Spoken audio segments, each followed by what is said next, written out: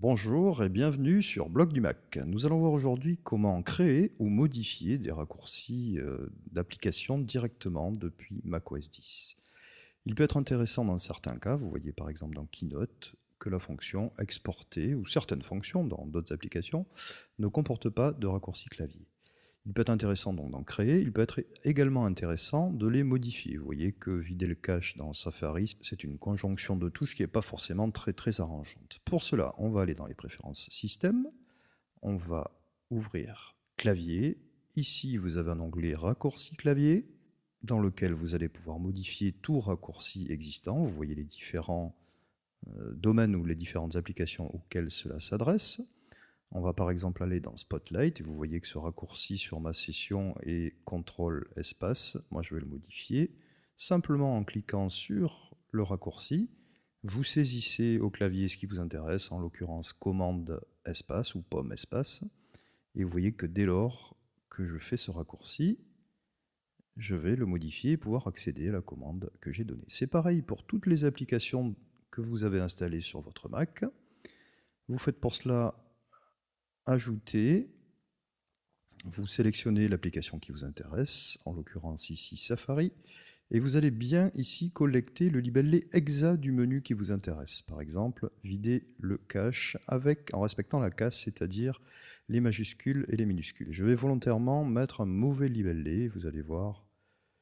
Donc je choisis mon raccourci et je valide. Je vais retourner dans mon application. La prise en compte est absolument immédiate. Dès lors que vous avez saisi dans les préférences votre raccourci clavier, vous le retrouvez dans l'application en question. Vous voyez que vider le cache n'a pas été modifié. Le raccourci est toujours le même pour une bonne et simple raison, c'est que dans le menu, il est suivi de 3 petits points. Donc je vais revenir dans les préférences système. Je vais modifier simplement le libellé. Voilà, je clique dans l'étiquette du libellé, je vais rajouter mes 3 petits points comme c'est stipulé dans le menu de l'application. Et à considérer que la case soit respectée, j'insiste bien sur les majuscules, les minuscules en début ou au milieu de libellé, voilà. Et cette fois-ci, mon raccourci a bien été pris en compte. Alors il faut préalablement vérifier que ce raccourci n'existe pas déjà dans l'application. Pour éviter les conflits, vous risquez comme ça de désactiver effectivement un menu. Et ensuite, vous pouvez absolument paramétrer ou reparamétrer tous les raccourcis de toutes les applications que vous avez sous macOS 10. Deuxième exemple donc avec Keynote. Keynote est un bon exemple, vous allez voir pourquoi, parce qu'on ne le trouve pas directement dans les préférences système, selon l'installation qu'on a fait, donc toujours le petit plus. Je vais chercher mon application que je ne vais pas trouver directement, en tout cas listée dans cette petite liste de choix.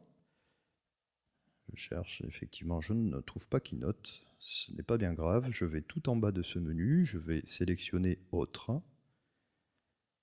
Et je vais à ce moment-là accéder au gestionnaire de fichiers qui va pointer directement vers Applications. Et je vais pouvoir aller chercher Keynote où elle se trouve, c'est-à-dire dans le dossier de iWork.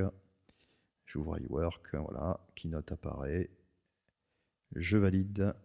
Et donc, je vais pouvoir définir mon raccourci. Donc, j'ai bien pris soin de regarder le libellé qui m'intéressait. En l'occurrence, c'était exporter suivi de 3 petits points. N'oubliez pas ces 3 petits points. Je définis le raccourci clavier qui m'intéresse. Commande E ou pomme E, par exemple. Je valide.